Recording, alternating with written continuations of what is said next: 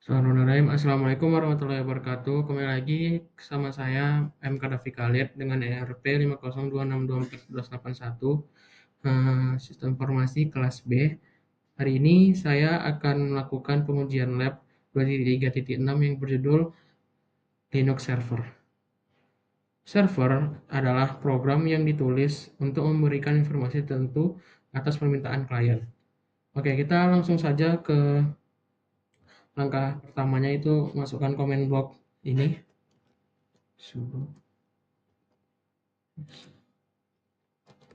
Oke, ini command block yang pertama ya. Terus kata sandinya itu atau password itu adalah CyberOps. Dan ya, ini yang keluar datanya. Saya akan perjelas lagi ya ini. Oke, ini sangat banyak sekali ya data yang keluar di sini. Lalu kita akan masukin command block lagi yang lain. Kenapa kita menggunakan sudo ps ini? Karena beberapa proses bukan milik pengguna analis dan mungkin tidak ditampilkan jika ps dijalankan sebagai analis yang merupakan akun pengguna biasa. Jadi bisa saja ini kita untuk memastikan kalau kita penggunanya itu dengan memasukkan password itu, karena kita mengetahui passwordnya. Oke, kita lanjut saja lagi ke command block yang kedua.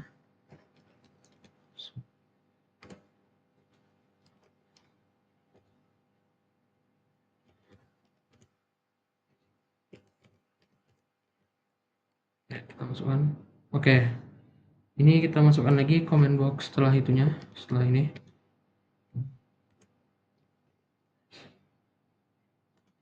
Min ej h besar. Dan ya, keluarlah datanya ini ya, yang sama banyaknya mungkin dengan data yang di atas tadi ya. Ini mungkin pusing juga membaca data tersebut ya.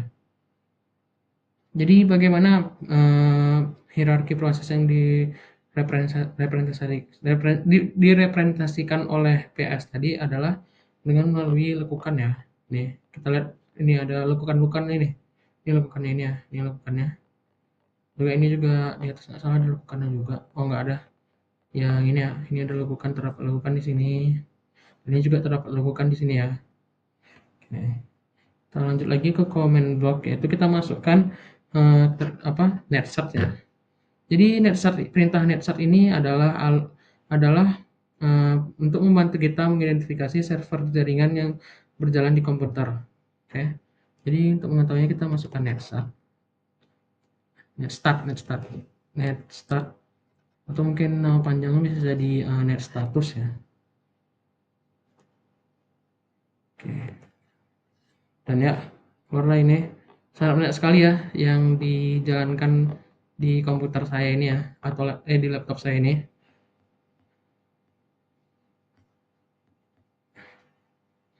Oke, lalu kita lanjut ke langkah berikutnya, itu masukkan command block netstart tune app untuk menyesuaikan keluaran netstart. Perhatikan bahwa netstart memungkinkan beberapa opsi dikelompokkan. Jadi untuk berikutnya ini kita memasukkan ini ya.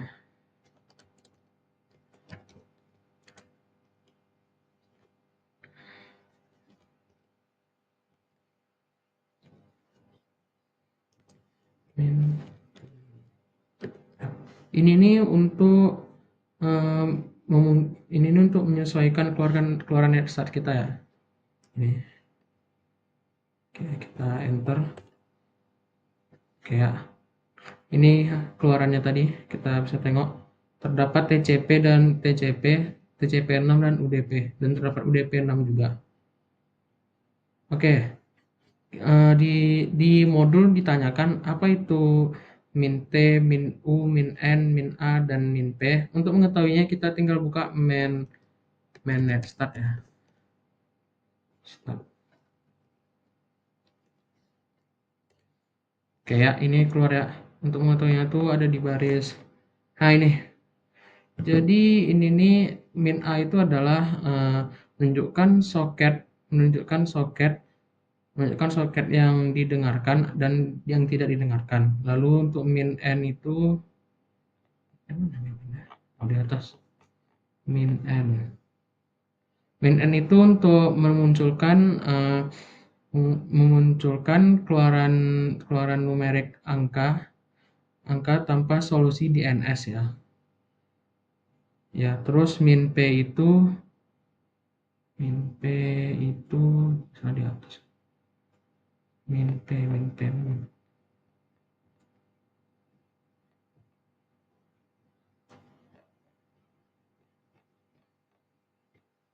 Ya, min P itu adalah program.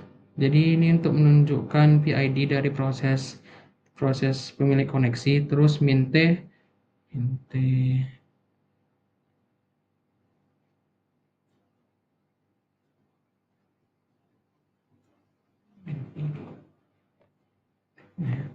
where's min T?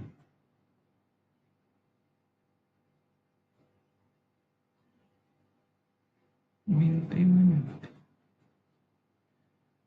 Box. Min N, min P, min S, min I, M, min G. Kita lanjut ke min U aja mungkin ya. Hilang-hilang.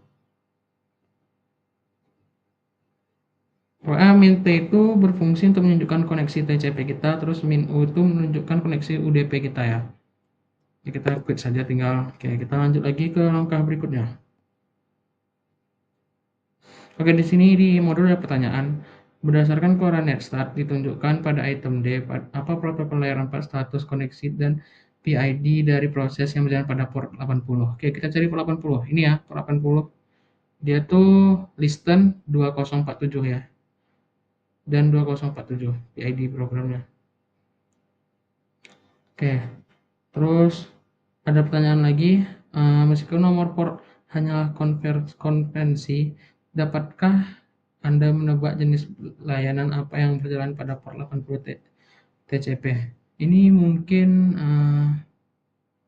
ini port 80 ya, ini port 80 tadi ya. Ini listen 2047. Ya, yang ini ya, yang TCP. Ini mungkin bisa saja web server ya. Terus kita lanjut aja lagi ke ini, ke apa? Ini. Oke, tadi saya sudah meng-copy paste itunya komennya ya. Oh, sebentar.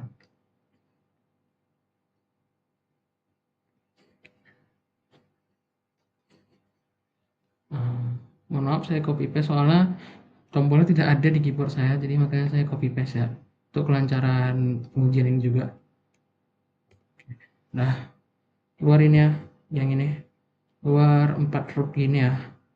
Root dan keluar juga grab 3 ini nih. Oke, keluar beginian ya. Oke, pada output di atas perintah PS disalurkan melalui perintah grab. Untuk memfilter hanya baris yang berisi angka 395. Hasilnya terdapat 4 baris ya ini.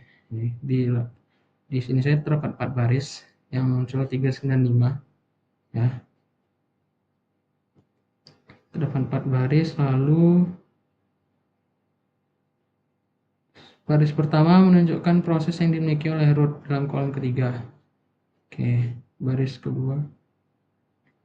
Oke, kita lanjut aja ke proses selanjutnya. Oh, ini ada pertanyaan. Proses PID 395 adalah NGINX. Bagaimana hal itu dapat disimpulkan? Berdasarkan kolom terakhir baris 1, output menunjukkan baris perintah NGINX. Dan ya, ini grab ini memang baris perintahnya NGINX ya. Iya. Terus, apa itu NGINX dan apa fungsinya? NGINX itu adalah web server yang ringan. Pencarian cepat di Google sangat seperti pencarian cepat di Google ya. NGINX itu seperti itu. Lalu baris kedua proses 395 dimiliki oleh pengguna bernama HTTP.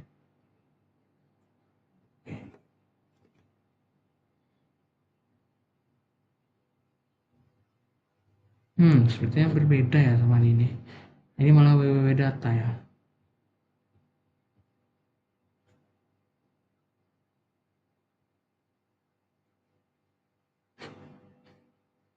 Oke, Oke, pertanyaannya yang terakhir itu mengapa baris terakhir menunjukkan grep 395? Karena grep 395 digunakan untuk memfilter keluaran PS.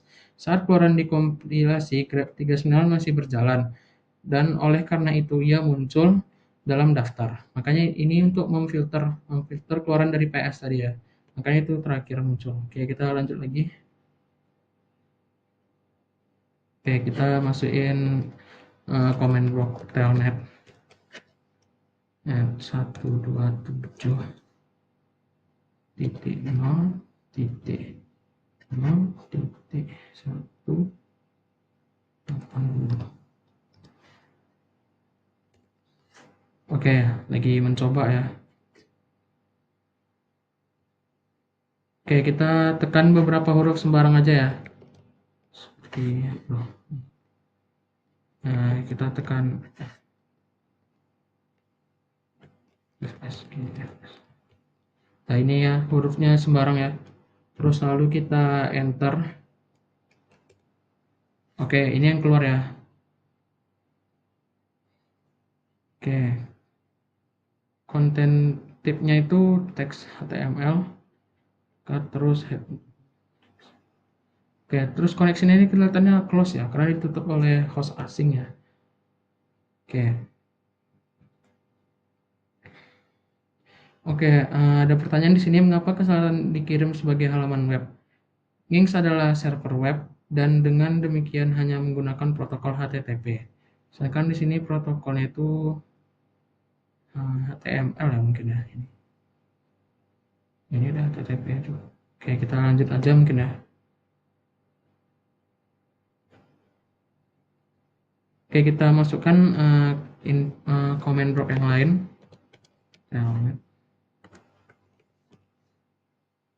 Titik 0, titik 0, titik 1, 22. Ini untuk port 22 TCP ya, yang layanannya itu SSH. Kita mencoba menjalankannya. Kan tadi kan 80, yang sekarang 22. Oke. Terus kita seperti sama yang kayak tadi, kita masukkan huruf terserah saja ya. Oke, nah saya masukkan huruf itu ya. Dan enter.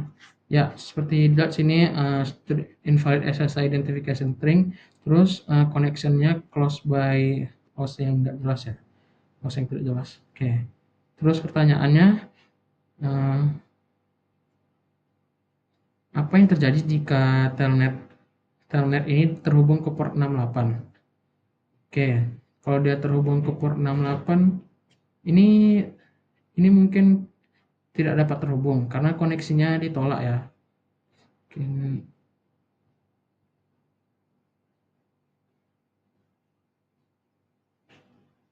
Oke, kita coba ya, telnet ke 68 ya. Ya ke 68. Telnet berarti 127.0.0.168. Apakah betul ditolak? Ya, unable to connect. Berarti nggak bisa, koneksinya emang nggak bisa untuk mengkonek ke port 68. Terus pertanyaan refleksi dari NetAcet ini adalah apa keuntungan menggunakan NetStart? NetStart ini keuntungannya itu adalah kita dapat memungkinkan kita untuk menganalisis, untuk menampilkan semua koneksi yang saat ini ada di komputer. Jadi seperti yang kita lakukan tadi, ini koneksi yang berjalan di laptop saya ya. Jadi kita bisa tahu apa yang terjadi di koneksi apa yang terjadi di laptop saya ini. Lalu apakah penggunaan telnet ini menguntungkan dan apakah itu aman? Ya, penggunaan telnet ini selama ini menurut saya aman jika tidak digunakan sebagai sel jarak jauh. Terus terus juga sangat aman untuk menguji atau mengumpulkan informasi tentang layanan jaringan tertentu dengan cepat. Oke, mohon maaf jika penjelasan saya agak kurang dan saya akhiri dengan Assalamualaikum warahmatullahi wabarakatuh. Terima kasih.